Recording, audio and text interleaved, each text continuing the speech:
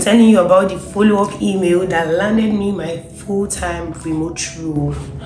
Now, I applied for this job. I found this job on a Slack group that I belong to, Superpart, and I applied for the job like every other random person.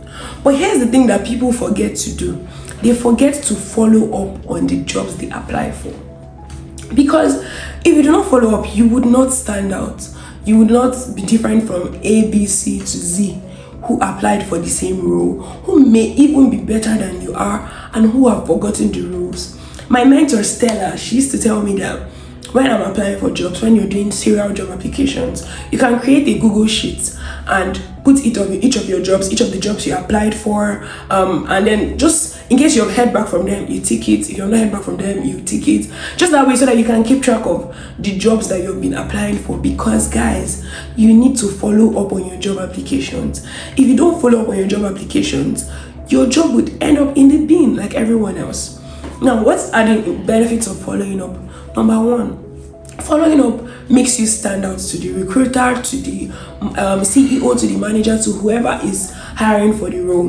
Number two, follow up makes them check your application again, right? They might have checked it before and maybe it didn't pass the ATS or something. But then when you follow up, even if they don't give you the job, they check your application again, right? Which gives you a better chance, you stand out better.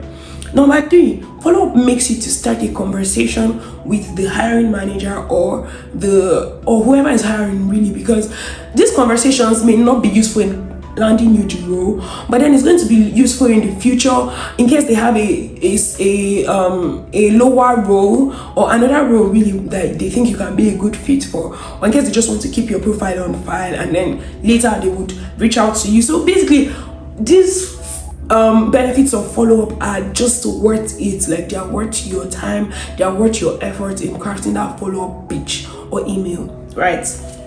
So now the next question is, who do you follow up to? Can you send your follow-up email to anybody? Can you send your follow-up email to whoever? Now, there are many people that you can follow up to, right? Or follow up with. The first is the hiring manager.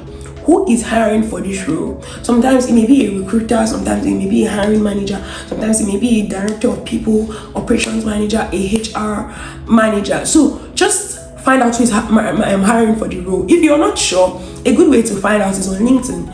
LinkedIn is a great resource, and I'm going to be talking about LinkedIn in my subsequent videos, because LinkedIn is great. And this particular follow-up pitch was actually on LinkedIn, right? So go to LinkedIn, go to the company page, check the individuals, the people on the company page, go to the people section and just check their employees. So you can actually see some of the people who have the hiring banner on their profile. Those are probably the ones hiring for the roles.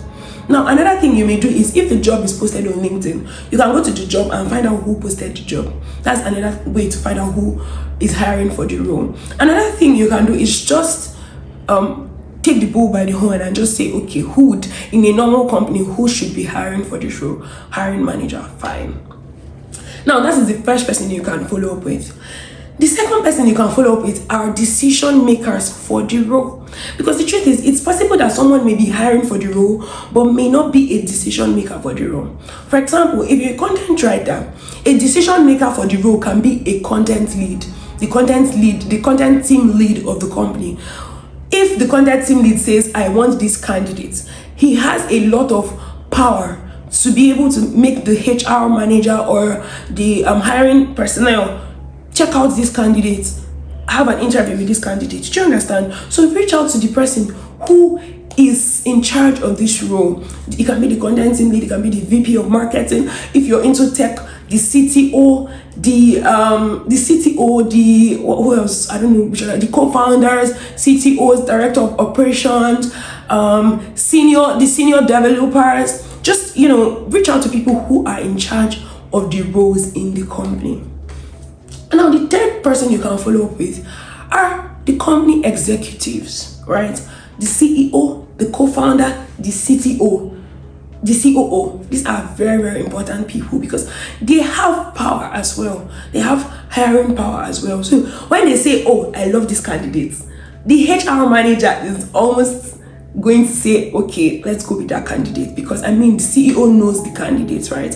And sometimes they may not even realize that, oh, you just followed up with the CEO. They may just think that maybe the CEO already knows you from somewhere and is referring you for the role, so they just tend to consider you more than the other people. So these are the 3 sets of people to follow up with when you're sending a follow-up email. Now the next question, okay, in my case I followed up with the CEO, right? Because that was the person that connected with me. Another thing you can do is reach out to a lot of people in the company. You can reach out to the CEO, you can connect with all of them on LinkedIn basically. Then the one that now accepts your connection, you can now go with that one, right? Now one thing you have to notice that you don't have to be a spammer. If you follow up the first time and they don't reply you, and you follow up probably the second time, stop following up. Why? Because when they just feel like you're a spammer, it even makes your application worse, because they're like, who is this person that is reaching out and reaching out and reaching out? No.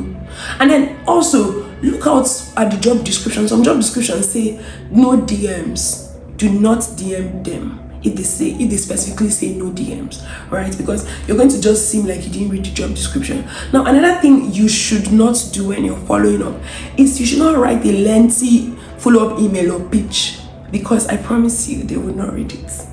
Then the 4th thing is you should not follow up with the intent that, oh, I'm the best person for the job. You've already said all that in your application. Your follow-up email is just literally trying to tell them that, oh, I just want a feedback, right? You're doing it in a subtle way. You're not trying to tell them again, oh, I had 5 years experience, I did this. No. Once you do that, they're like, this person is very desperate. And I promise you, nobody likes to smell desperation when you're looking for a job, right?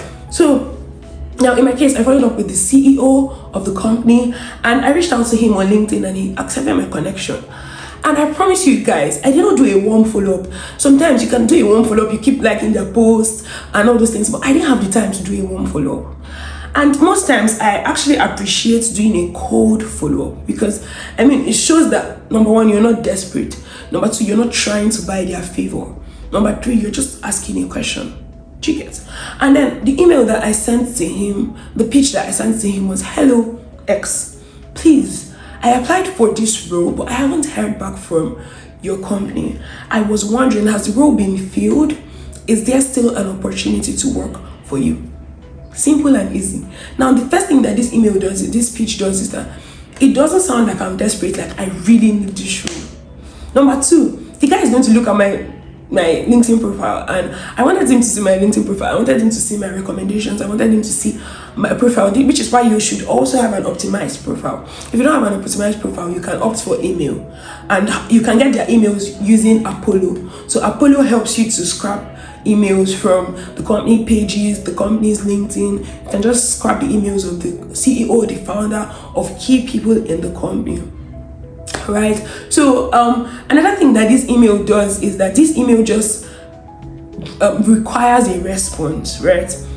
The guy could have literally replied me, oh, we have filled the role, thank you so much, we'll consider you for future roles, which is fine, because I mean we'll still be friends, and that door of communication has already been opened, right? So when you end, most times when you're sending a pitch, end with a question, because most times when people see a question, they want to answer. Don't end with something like what do people end with? Just don't end with a flat statement like, I would really love to hear from you, I hope you would consider me, thank you. Nobody's going to reply that. But when you end with a question, has the role been filled? Do you think I'm still a good fit? Do you think I'm still being considered for the role? Would I get a feedback from your team? You end there. So the natural response of the brain, this is psychology, guys. The natural response of the brain is reply. Tell her no or tell her yes. That's the natural response of the brain. The brain doesn't say and forgets about the email. Because imagine I ended this with, I really love to hear from you, please let me know. I really would hope that you consider my application. It just takes away the urgency of the question that I asked them, right? And then the man, the CEO replied me, and he was like, oh, we're still hiring for the role, what are your details? And I gave him my details, and then in the next he told me he was going to like look into my application and everything, which I didn't even tell him to. In the next few hours, I got a message, an email that I was being considered for an interview, and then I went to the interview, and then after the interview I got the role. Guys, it was a full-time role, not even freelance, a full-time remote role, and I got it by sending that follow-up email. Now, if I hadn't sent that follow-up email, I probably wouldn't have gotten that job. I probably wouldn't have stood out to the CEO, to anybody really, and I probably wouldn't have been invited to interview for the role. So guys, when you send out an application, make sure to send a follow-up email. Now, the last question I'm going to be answering is, how long after you send your application should you send your follow-up email? Now, the truth is, there's no hard and fast rule for this. You can send your follow-up email like the next week. Now, the first thing you shouldn't do is don't send a follow-up email the next day. That's being stupid, because I mean, they would have not really processed your application in one day, right? So most times I like to tell people, wait for 1 week. After 1 week, send a follow-up email.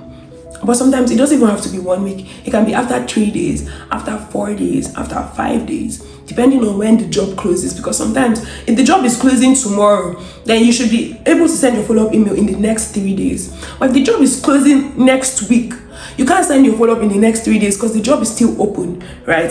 So send your follow-up maybe 3 to 7 days after you send in your application. I think that's great. And then when they don't reply the first follow-up, you can send a second follow-up, telling them that, oh, you wanted to follow up again on your previous conversation, that have they hired for the role?